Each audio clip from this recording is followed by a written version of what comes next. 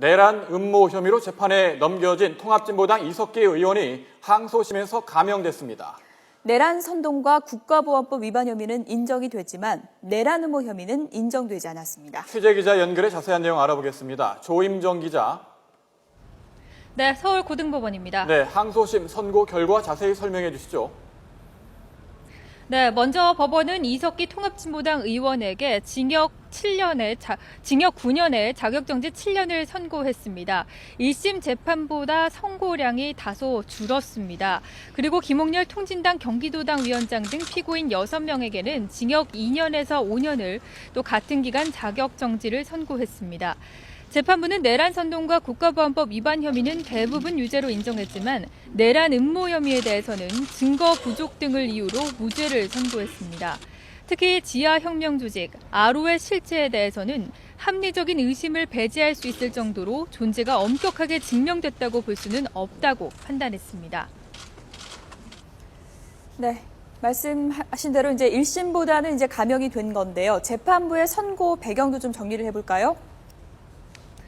네, 먼저 이석기 의원에게 적용된 혐의를 살펴보면요. 검찰은 3가지 혐의를 적용을 했습니다. 내란 선동과 내란 음모 그리고 국가보안법 위반 혐의입니다. 가장 먼저 유죄가 인정된 건 국가보안법 위반 혐의였습니다. 유죄가 인정됐고 이어서 내란 선동 혐의도 인정이 됐습니다.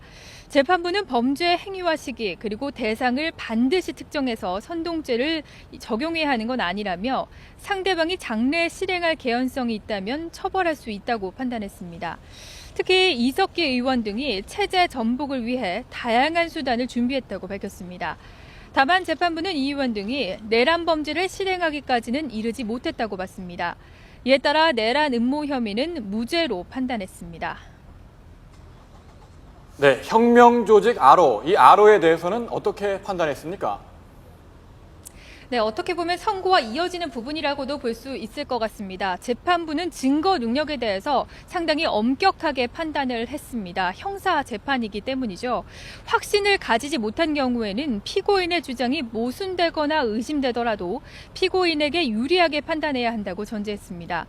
먼저 재판부는 검사가 제출한 증거만으로는 회합의 참가자들이 아로의 구성원이라고 볼 수 없다고 전제했습니다. 아로의 결성 시기와 활동 내용을 인정할 만한 객관적인 증거가 없다는 건데요. 다만 아로의 존재 여부와 상관없이 내란 선동죄는 성립할 수 있다고 설명했습니다. 재판부는 회합에 참석한 사람들은 이석기 의원을 정점으로 위계 질서가 형성돼 있는 것으로 보인다며 이 의원이 선동의 주체로 인정된다고 밝혔습니다. 양측이 상고할 가능성이 높기 때문에 이제 공은 대법원으로 넘어갈 것으로 보입니다.